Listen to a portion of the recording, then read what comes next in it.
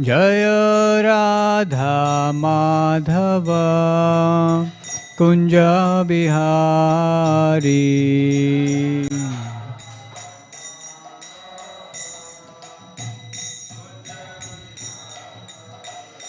Jaya Gopi Jana Vallabha Girivardhari.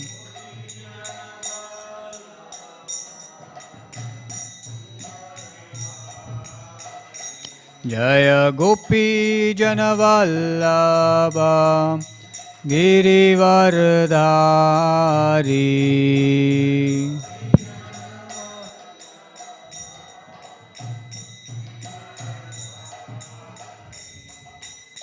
Yashodanandana Braj Jana Ranjana.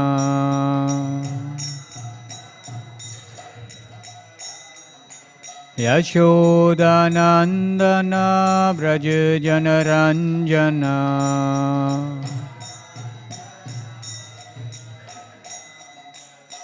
Yamuna Tira Vanachari.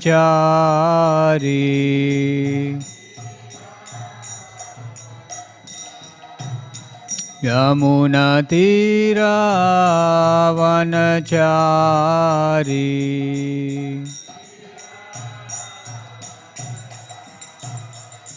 Jaya Radha Madhava Kunja Bihari.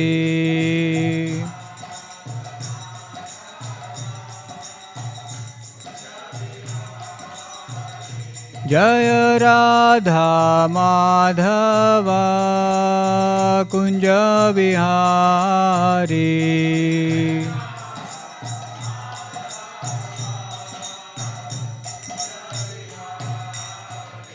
Hare Krishna, Krishna Krishna, Hare Hare, Hare Rama, Rama Rama, Hare Hare.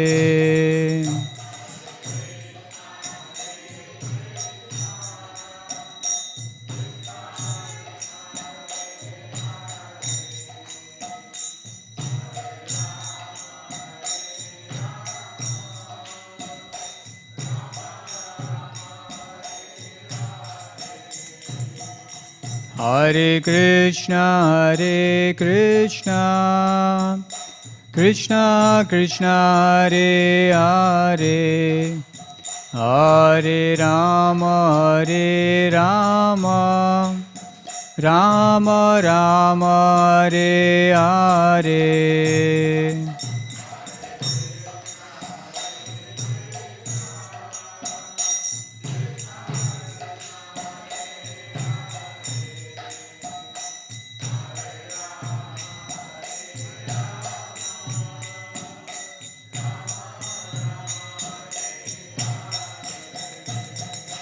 Hare Krishna,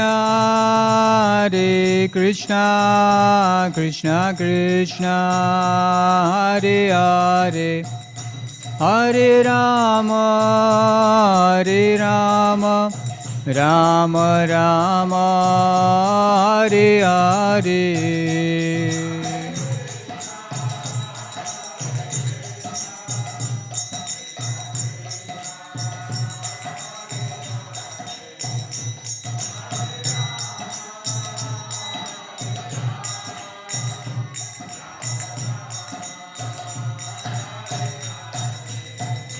Jaya Prabhupada,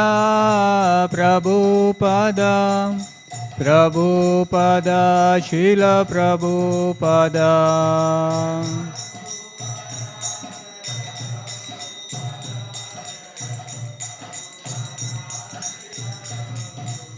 Jaya Jaya Prabhupada.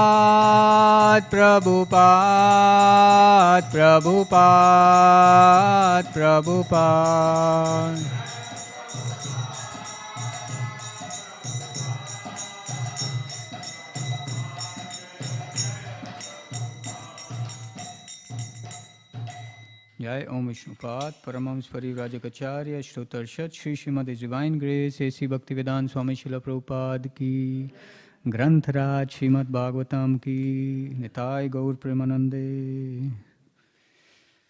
Om Namo Bhagavate Vasudevaya. Om Namo Bhagavate Vasudevaya. Om Namo Bhagavate Vasudevaya. So today we are reading from Śrīmad Bhāgavatam, Canto 9, Chapter 19, titled King Yayati Achieves Liberation, text number 7 and 8. So we'll recite text number 7 together.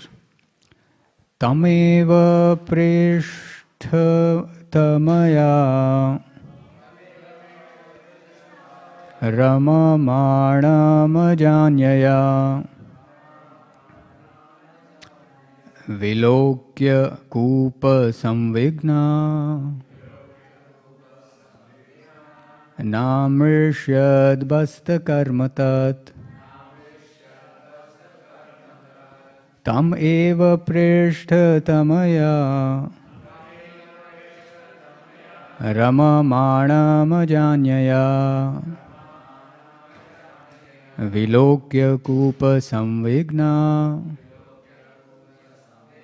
namrishyad basta karmatat tameva prishta tamaya ramamāṇamajānyaya vilokya kūpa samvigna namrishyad basta karmatat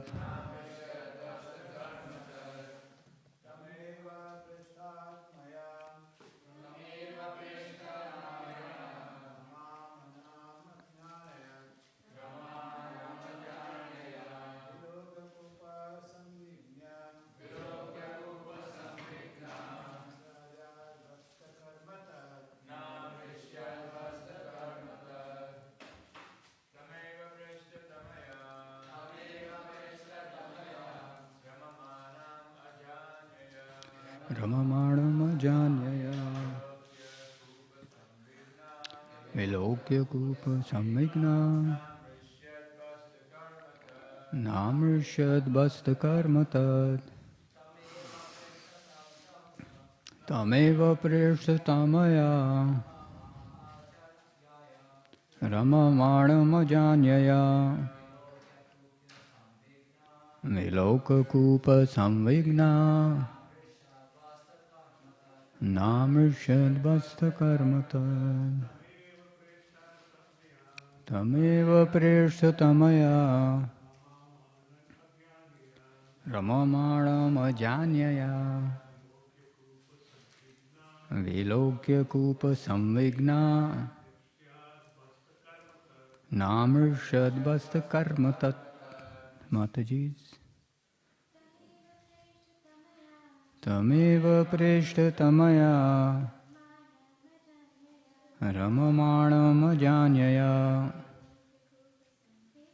vilokya kūpa samvigna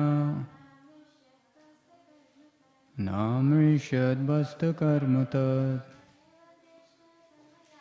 tameva prishta tamaya ramamāṇamajānyaya vilokya kūpa samvigna namrishyad basta karmatat tam, the he-goat, eva, indeed, prishta tamaya, beloved, ramamāṇam, engaged in sexual activities, aja, the she-goat, anyaya, with another she-goat, vilokya, by seeing, kūpa samvigna, the she-goat who had fallen into the well. Na, not. Amrishyat, tolerated. Basta karma, the business of the goat. Tat, that. Sex is accepted here as the business of the goat. Translation. When the she-goat who had fallen into the well saw her beloved goat engaged in sexual affairs with another she-goat, she could not tolerate the goat's activities. There is no purport, so we'll read text number 8. Tam durhridam surida. Tam durhridam suridrupam kaminam kshana sauridam indriyaramam swaminam dukhitayayo. Translation and purport by His Divine Grace A.C. Bhaktivedanta Swami Prabhupada Srila Prabhupada Ki Jai. Translation. Aggrieved by her husband's behavior with another, the she-goat thought that the he-goat was not actually her friend but was hard-hearted and was her friend only for the time being. Therefore, because her husband was lusty, she left him and returned to her former maintainer. Purport. The word Swaminam is significant. Swami means caretaker or master. Devayani was cared by Śrīmad before her marriage, and after her marriage she was cared for by Yayati. But here the word Swaminam indicates that Devayani left the protection of her husband, Yayati, and returned to her former protector, Śrīmad. Vedic civilization recommends that a woman should stay under the protection of a man. During childhood, she should be cared for by her father, in youth by her husband, and in old age by a grown son. In any stage of life, a woman should not have independence. End of purport. Om Agyantimirandhasya Jnananjana Shalakaya Chakshurunmilitam Yena Tasmai Shri Guruve Namah Shri Chaitanya Manobhishtam Sthapitam Yena Bhutale Swayam Rupa Kadamayam Dadati Swapadantikam Jai Shri Krishna Chaitanya Prabhu Nityananda Shri Advaita Gadadhara Shri Vasadi Gaur Bhakta Vrinda Hare Krishna Krishna Krishna Hare Hare Hare Rama Rama Rama Hare Hare. So here in Śrīmad Bhāgavatam, we get the knowledge of the highest order. For human beings, the natural way of living is actually to finish the material existence. So that is the natural way of life. But most people under the illusion of Maya think that the way to live naturally means to fulfill all your material desires, because they think that material desires come very naturally, so we should try to fulfill them naturally. But if we see the history and if we see the present, no one has been ever able to fulfill all material desires. So people, when they are about to leave their body, they have so many unfulfilled desires. And to try to fulfill those unfulfilled desires, they take one body after another. So if we hear from realized souls and try to understand what is our natural way of life and how to end this cycle of birth and death, then there is some meaning to human life. So one example given in Shastras is of a tree. So you make an axe. The axe has a blade and it has a handle. So the handle of an axe can be made with the wood. And that wood comes from the tree. And that axe can be used to cut down the tree. So how do you apply this analogy? So this human body is made up of the material elements. And we can use this human form of body to end the material existence. So that is the analogy. So what are the elements? There are 24 elements. Generally, it is said there are 4 sets of 5s. There are 5 Panch Mahabhut, the 5 great elements, earth, water, fire, etc. Then there are 5 Tanmatras, the subtle senses or the sense objects. And then there are 5 knowledge acquiring senses, 5 working senses, and then you have mind, intelligence, false ego, and Mahat Tattva. So these 24 elements are there within the whole existence or within any particular body of a species. So we can actually, in this human form of life, use this body to end the material existence. So Śrīmad Bhāgavatam teaches us how to do that, and it gives us so many examples. So what is the title of this chapter? Number 19, King Yayati achieves liberation. So liberation, that word is very misunderstood. Especially amongst the circle of transcendentalists. Most people are materialists. They are not seeking liberation from the material existence. In one sense, they are actually. When people have problems, they try to get rid of those problems by various ways. So in one sense, they are trying to achieve liberation from the problems. But they don't know what are the real problems of life. They get stuck into the symptom of the real problems. As you know, if there is a big disease developing within the body, there will be many symptoms. If there is a headache can be there due to so many complications. So a real doctor actually knows how to find the root cause. You can apply some sort of ointment on the head to get rid of the headache, but what if there is some big problem developing? So a doctor can actually, if he is expert, he can find that out by various tests and diagnosis like that. So in the same way, the real transcendentalists know the real problem, which is the repetition of birth and death, and the desire of living entity to enjoy separately from Krishna. That is the real problem. So they can suggest how to get rid of that. So among the circle of transcendentalists, many transcendentalists think that to end the cycle of birth and death is the ultimate solution. But there is more to it. So what is the samsiddhi or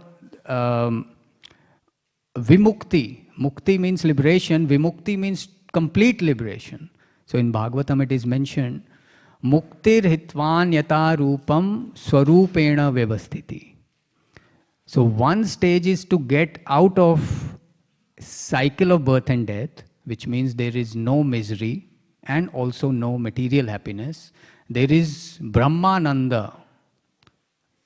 Yesterday we had this verse, Shuddhyed yasmad brahma sokhyam tvanantam. This unending brahma sokhya, brahma ananda, the happiness of merging into Brahman, which is also getting out of the cycle of birth and death. But that is not the highest. So what is the highest mukti? Muktir hitvan yata rupam swarupena vyavasthiti. When you are re-established in your constitutional position, you get your swarupa, the form in which you can perform service to the Supreme Personality of Godhead. Because in Brahman realization, there is no service, no active service. It's a passive state. So when service begins, that's where the real enjoyment comes. So Brahman has only the Sat aspect, and then in Bhagwan realization you have Sat, Chid and Ananda. So we were discussing recently in our Bhakti Shastri batch about the rasas, How many rasas are there? 5 primary and how many secondary? 7 secondary rasas. So, amongst the 5 primary rasas, the first one, Shanta rasa, is actually the passive appreciation of the Supreme. So there is no service there, but that's the beginning of service.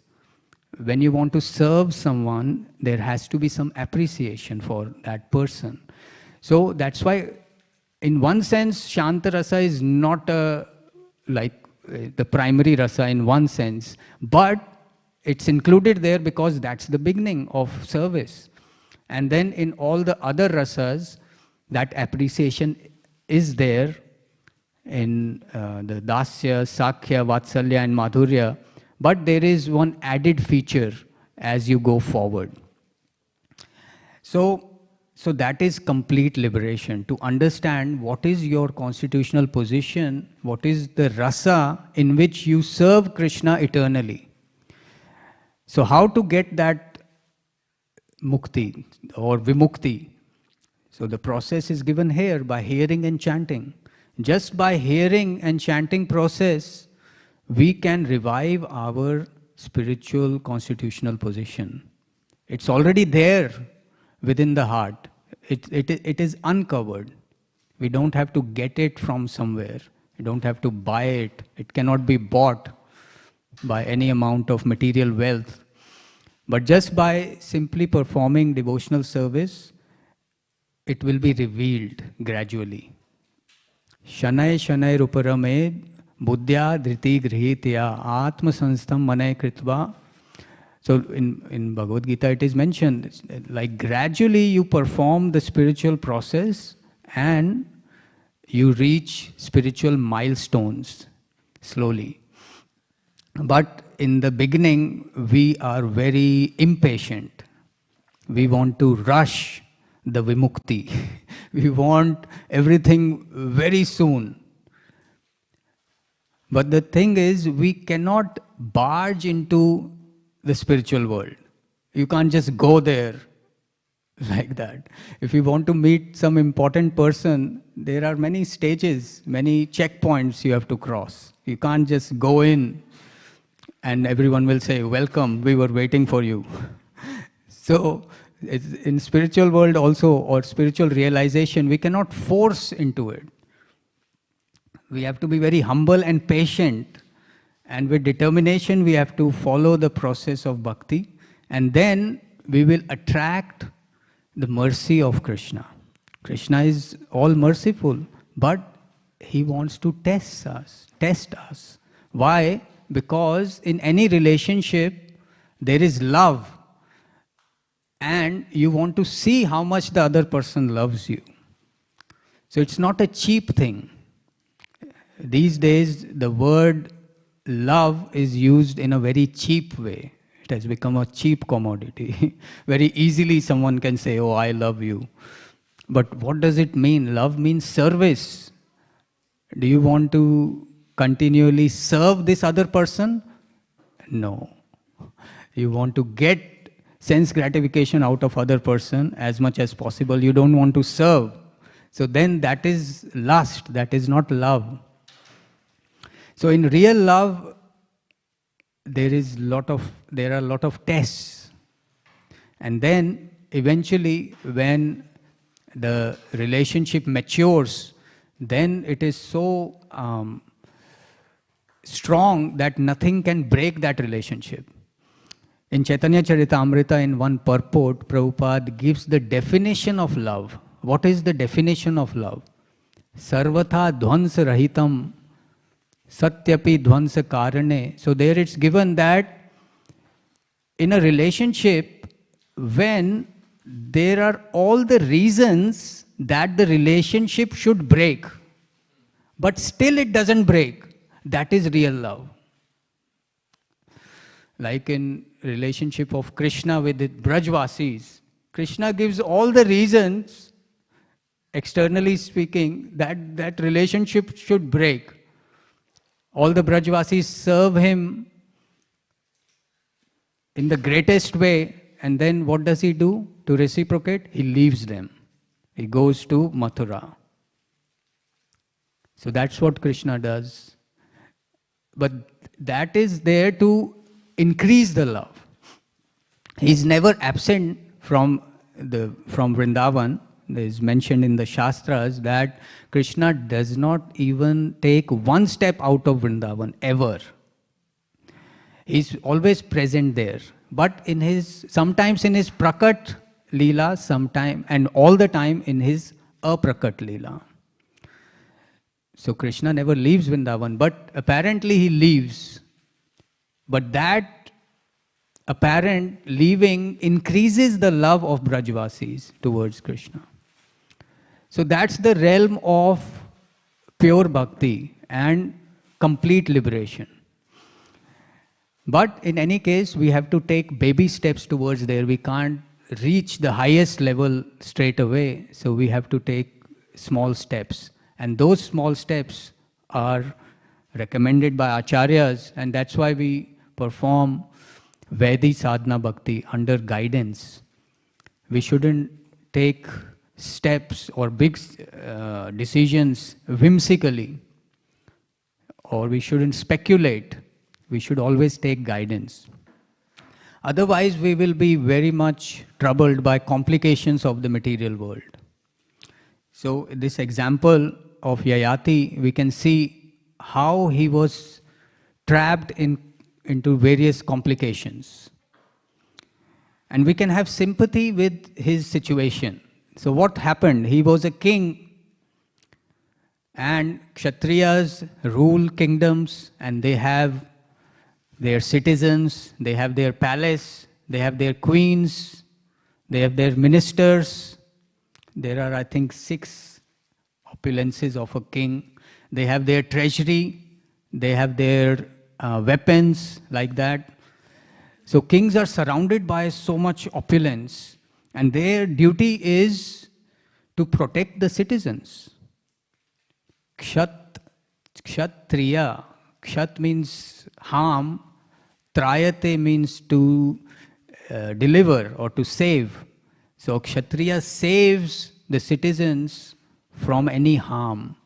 Especially not from the enemies. Of course, he protects from the external enemies of the country or the state.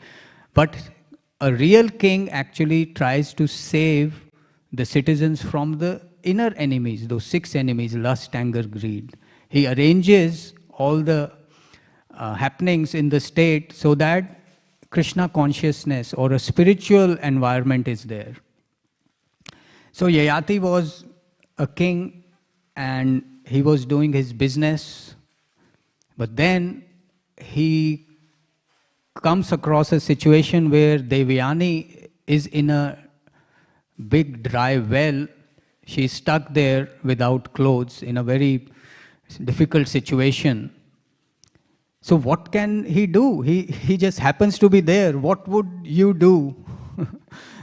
Sometimes I think there's an American series also. What would you do if you are in this situation? So what would you do if you are in such a situation? There's a helpless woman stuck in a well, and you are able to help. You have the ability. You are capable to help. So will you not help? So Yayati could not help. He had to help her. And he was a Kshatriya. So she was crying for help, and he extended his hand and saved her. So in Vedic culture, when a man holds the hand of a woman, that's considered, during the wedding they do it, I think, as I've heard. So now Devyani said, now you have held my hand and you have to hold it for the whole life. I have accepted you as my husband. So this is a classic situation of, you may have heard, it's called a damsel in distress. So that was more present in traditional societies, but now this is the age of women independence and women empowerment. So if you raise this concept of damsel in distress, people will think you are stereotyping women. They are not powerless, they can save themselves. But we are discussing here the situation of a Vedic culture, which is non-existent these days. So anyway, so this classic situation of damsel in distress, where Devyani is in distress and he's saying, Prabhu, help me. And here's the king, oh, yes, what happened? I can help you. Yeah, okay, come out. But now he's stuck. He said, now you have held my hand, you have to take care of me for whole life. And he's a Kshatriya. So Kshatriya kings used to have many wives. So that was not a big problem for him. But the problem was, Devyani was the daughter of a Brahmana and Yayati was a Kshatriya.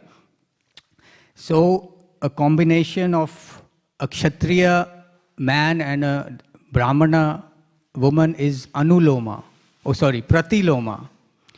So that's generally not accepted in Vedic culture, but in special situations it was accepted.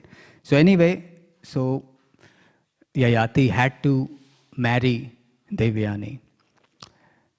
But if you see the whole situation, everything was according to the Vedic protocols. Marrying someone means taking full responsibility. And we hear in Bhagavatam, there are different stories. Even when Vasudeva married Devaki, he also married other sisters of Devaki. And Prabhupada writes in Krishna book, there were around 200 young girls who also went with Devaki to Vasudeva's palace. And these friends or dasis were also in one sense allowed to get children from the king. And king would provide everything. He would take full responsibility of those children. So that was the Vedic culture. So all this was happening according to the Vedic protocols, but still there was complication. So when the Vedic protocols are not followed, then how much complications will be there? That is the present day. You understand? So when Vedic rules are followed, then also there are complications. So if Vedic rules are not followed, then there are so many complications. Relationships are very complicated. So I think when you use Facebook, many of you would have Facebook account. So in that, but it's, I think now latest thing is what? Instagram or Snapchat? Instagram? But anyway, those who know how Facebook works, there you can say, okay, born in this age, I live here, I used to live there. And relationship, there you can put what is your relationship status. So one of the options, of course, you're single, married, engaged, whatever. One option is complicated. And most relationships are complicated because Vedic rules are not followed. When Vedic rules are followed, then there are complications. So Yayati, very innocently he was going, you can have sympathy on him, and still he got into complication. Because there was a fight between Devyani and Sharmishtha. And Devyani demanded that she should come with me as a dasi actually. So all the different friends would go. They were considered dasis but also friends. But Sharmishtha is actually a princess. So going as a friend of Devyani is being in a secondary position. But she had to accept because there was a very difficult situation for Sharmishta's father, Vrishaparva. Vrishaparva, that was his name, I think. So he had to accept the demand of Devyani and Shukracharya because he was afraid of the curse of Brahmana. There are many verses, or at least couple of verses in Bhagavatam where it says, I am not afraid of the scepter of Yamaraj, I am not afraid of the thunderbolt of Indra, like that, but I am afraid of the curse of the Brahmana. So curse of a Brahmana is very severe actually. We don't know the importance or severity of the curse of a Brahmana because there are no real Brahmanas in this day and age. So Brahmana's curse, we don't know. So anyway, Vrishaparva knew about that, so he was ready to do anything. So he sent his daughter as a friend or a dasi in that situation of Devyani. So now, Sharmishta also wanted a child, so she approached Yayati, and Yayati was also attracted to Sharmishta. So there is a difference in how a male psychology works and female psychology works in terms of attraction to opposite gender. So for men, they can be equally attracted to many women. They can be equally lusty towards many women. That's why Grahastha ashram is considered like a fort for them. They are protected when they have one wife, and the wife keeps the husband in check. If he looks in another direction, she knows how to pull him back. So his lusty expansion is curbed. So that's why he's protected in that sort of environment.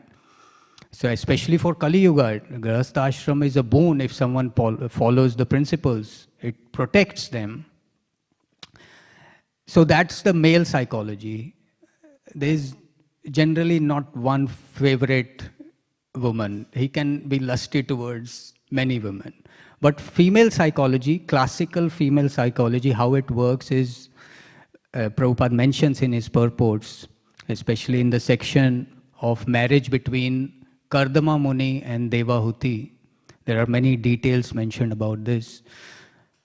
That a woman usually, when she is attracted, when she is very young, in teenage, she gets attracted to a man, and then for whole life she will be attracted to that particular person.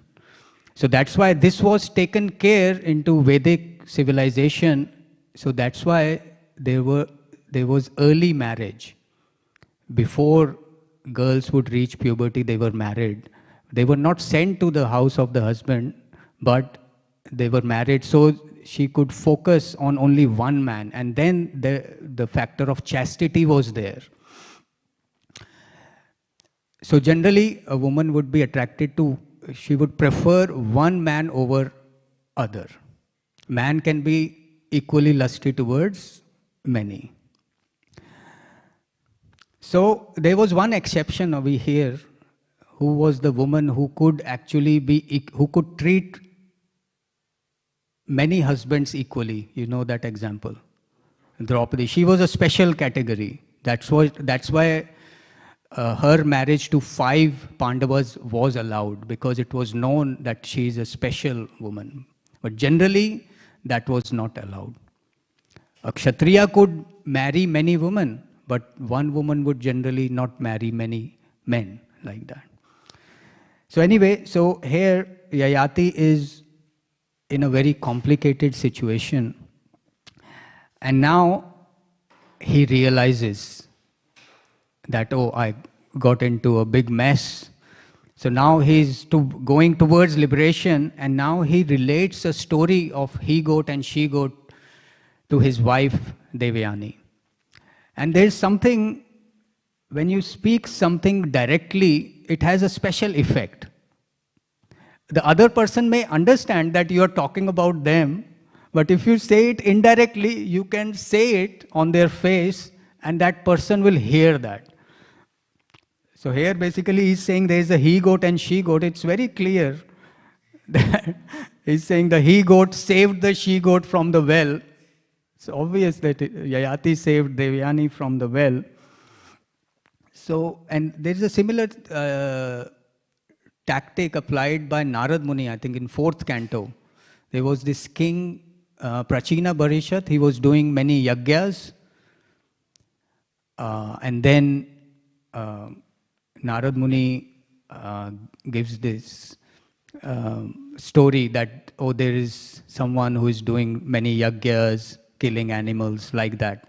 Basically, he was talking about him on his face, but saying in a different way. So we can try that sometimes. Or there is this, if you are, if someone is troubling you and you want to tell them, you can tell them, oh, there is this one person who is giving me big trouble. It would be good if he does like that. So the person will get the message, oh. Sometimes actually we don't realize how our actions and words can affect others. Because this is Kali Yuga, we are very self-conscious. We are self-focused. We do things in a way which helps our own motives. So, and we don't think how others are affected. So we have to be mindful of that. So anyway, so here Devyani is very upset. So here in the story of he-goat and she-goat, aggrieved by her husband's behavior with another, the she-goat thought that the he-goat was not actually her friend, but was hard-hearted, and was her friend only for the time being. So she put all the emotions and faith and trust on Yayati, and now Yayati has cheated her. Although this cheating is not like what happens now these days. This is very Vedic still. Yayati will take full responsibility of the sons of Devyani and Sharmishta and other queens.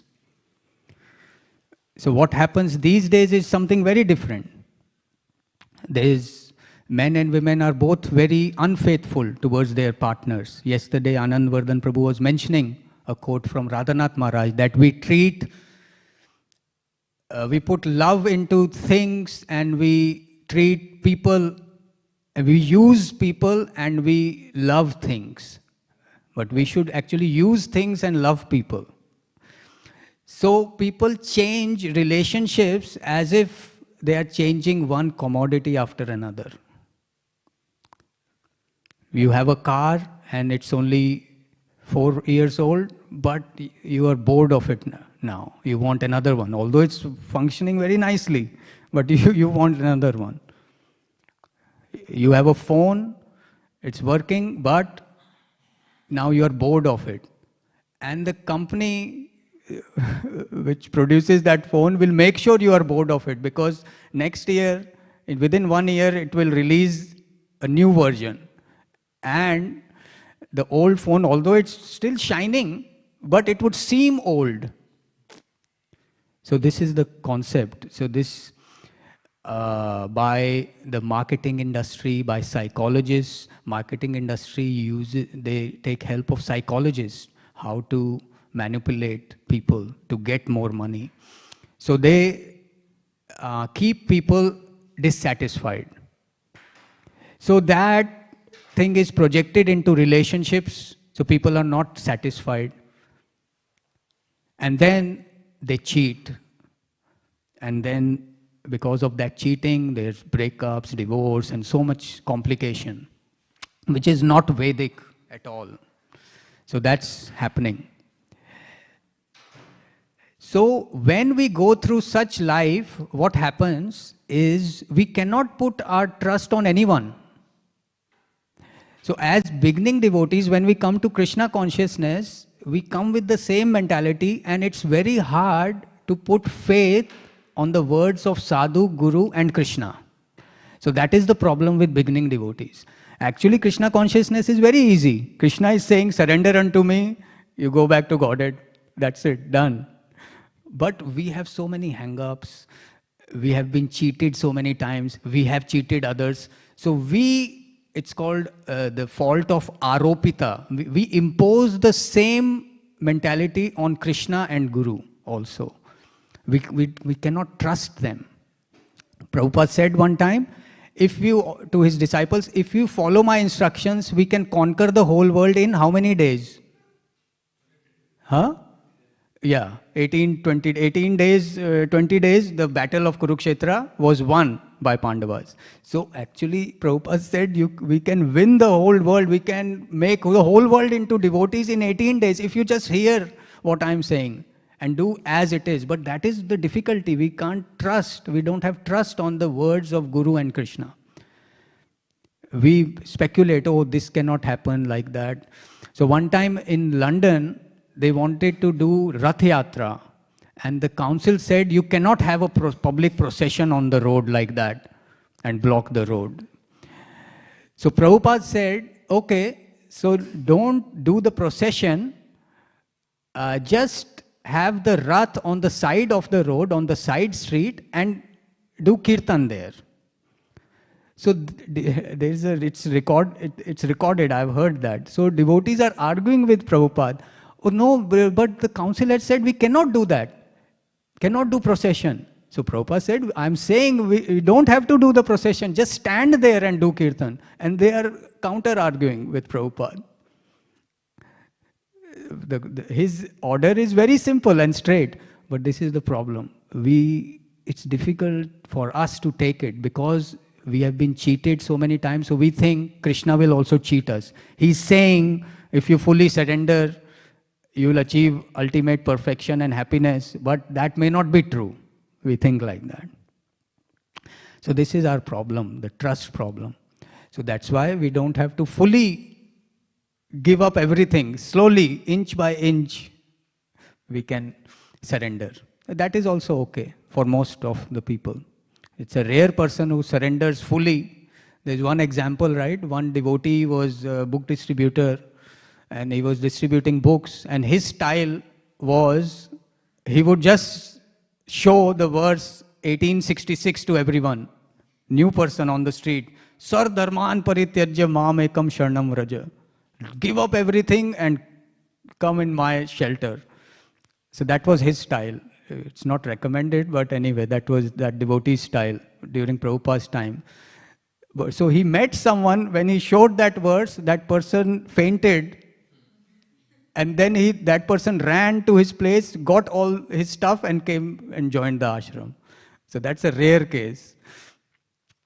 But most people have to surrender slowly, step by step. So that's okay also. So slowly we can build trust on Krishna, and then in reciprocation, Krishna is also building trust on us, and then he'll slowly start revealing our true constitutional position, and we can surrender to Krishna fully. So Mahaprabhu gave a very simple process of chanting and dancing and feasting by which we can fully surrender. When Krishna says, surrender unto me, and when Mahaprabhu is saying, Yare dekho tare kaho Krishna updesh, that preach this message, this Sankirtan movement to everyone, whoever you meet, is the same instruction. So Chaitanya Mahaprabhu, who is Krishna, has made it very easy for us. So Chaitanya Mahaprabhu went on his South India tour, and in that way he actually spread this Sankirtan movement throughout the universe, because demigods from other planets would come and join that Sankirtan movement. There is a mention in Chaitanya Charitamrita, in one place Lord Shiva and Parvati came to meet Chaitanya Mahaprabhu. So all these demigods would come and participate. So this is very easy process that Mahaprabhu has given us. So that way we can get rid of all the 6 enemies within our heart and help others also to get rid of all the enemies. So I'll end there and see if you have any questions or comments on what we discussed.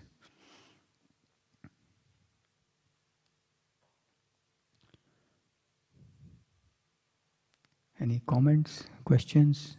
Is that a raised hand or scratching? Yes. There's mic.